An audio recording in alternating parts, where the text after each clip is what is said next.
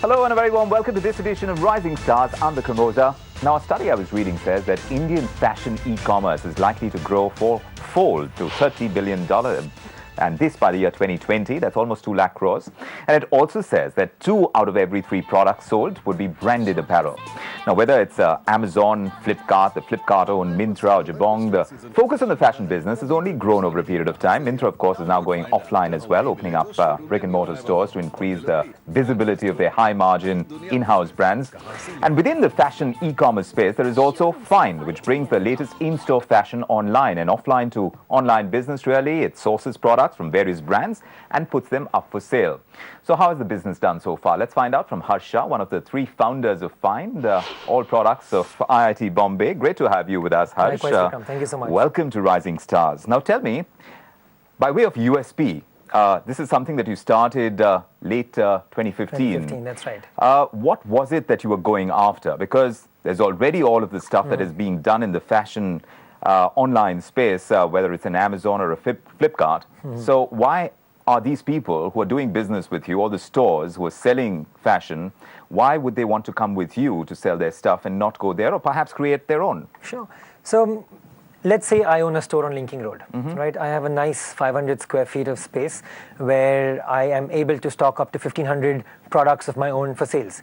Today I can sell them only when a consumer is walking in. Right. About 10 years ago, I get online players who said that my consumers are now shopping online. So for me to be present there, what I need to do is I need to recreate inventory for these guys to be selling it online. So now suddenly, while demand has shifted, I've actually increased my supply by about 30 to 40%, which means that now I'm sitting on supply which is in excess, and my store is the one which is sort of now bearing the brunt of that sales happening. Right. So what Fynd actually does is that we directly integrate into your store inventory. So we know at any given point of time how much product you have, in what color, what style, what size, how much quantity.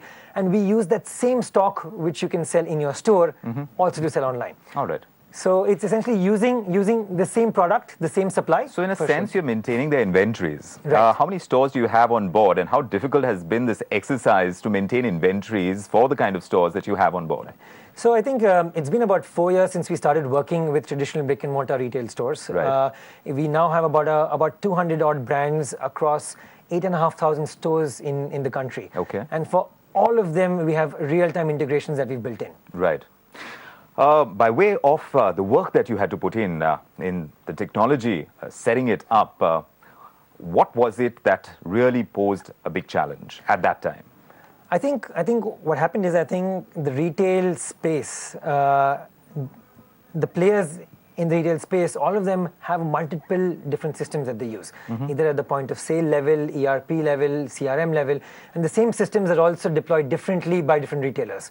So the sheer challenge of having to build a layer on top of this that can talk in real time across all these systems was actually tantamount.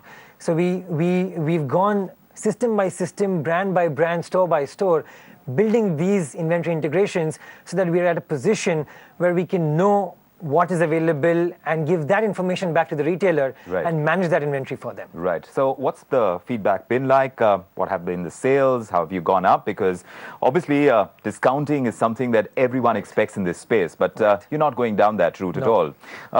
And that can be as much of a drawback when you have all the other contenders, as much as they would be bleeding, but they are the behemoths in the business. Absolutely. That's a bigger challenge too. So definitely discounting is something that we stare at every day when we run an online channel.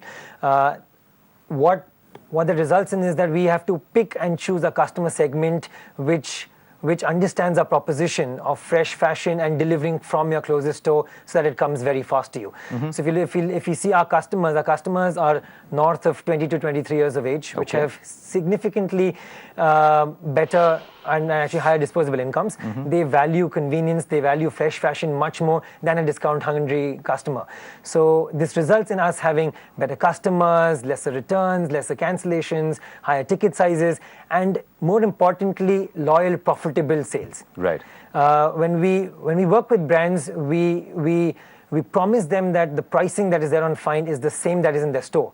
So we maintain parity and we don't cannibalize their own store sales. And this this removes discount from the equation as far as customers are on Fynd are concerned. So then what you're riding piggyback on is convenience rather than discounting, Right. which is another strategy altogether. Right. Do you think that's sustainable, considering that discounted stuff is available out there, but perhaps it may not be the newest? Absolutely. That is a possibility, but that Absolutely. you can't discount either, that it would be there too. Well, to be honest with you, I think a third-party online platform, our peers would have not more than 15 to 20% of fresh season collection that they have. Right. We have not just the collection that is in the store, but also that is in the brand's own warehouse. So in terms of varieties, from brand to brand, we're about 3 to 4x larger than even the Mintras, the Jabongs of the world.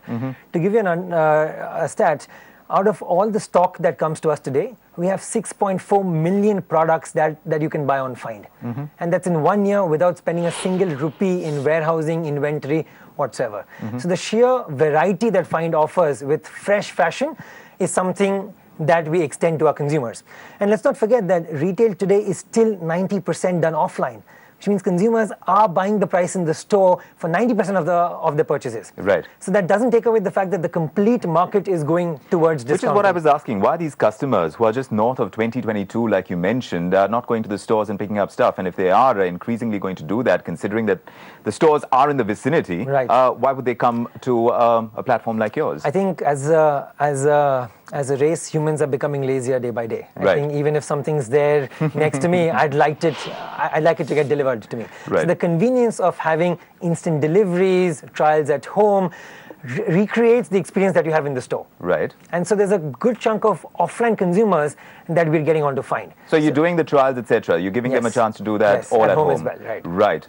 So then what is the possibility of the returns happening? Because obviously you need a huge infrastructure in place as well to maintain this entire momentum of delivering from the stores itself. And like you mentioned, the number of stores that you've got on board are only growing. That's true. So that much more needs to go into creating the infrastructure to make sure the deliveries happen on the same day.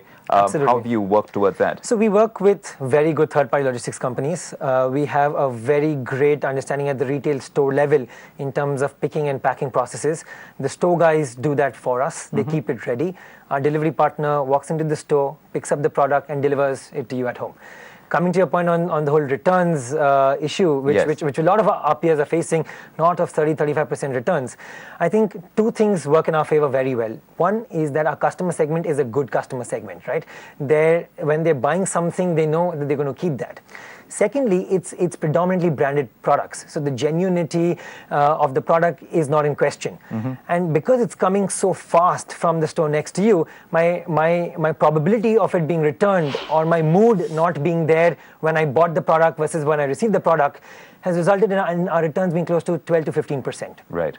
And that is a significant savior, not just for the retailer, but even for the platform. Also the comparables, when you talk about investments, whether it's the infrastructure, whether it's in the cost of customer acquisition, your marketing expenditure, where is the highest right now as it stands, and how is it different from your peers as well? So, I think enough and more has been said about the high customer acquisition costs. What people don't realize that capacity has to precede scale. So the amount of investment that goes into warehousing, logistics, infrastructure, as well as inventory, all needs to be put in before you even hit that number. Because of a unique model, we don't have to make that investment. Every store in every area in this country becomes a pseudo fulfillment center for us. So for us, capacity doesn't need to precede scale. Our customer acquisition costs. Your capacity is already inbuilt now in the way you've structured your business. Without even spending a single rupee on that inventory. Right. So then, tell me about your funding and where is it most required for? Because I know you had one round of pre-Series A funding. That's right. How much did you draw in over there? And more recently, you've had a fresh infusion of funds as well. So where does it currently stand on your funding requirements, and how much more are you going to need soon? So I think over the last 4 years, we've sort of gotten close to about $2 million in funding so far. And imagine with that $2 million, we've been going to a place where our supply is today second to none in this country. Right. I think the good thing for us is because these are high value transactions, good customers, operationally we are actually break even. We don't intend to be capitalized I mean, we're actually well capitalized. We don't intend to raise capital, hopefully for the near future.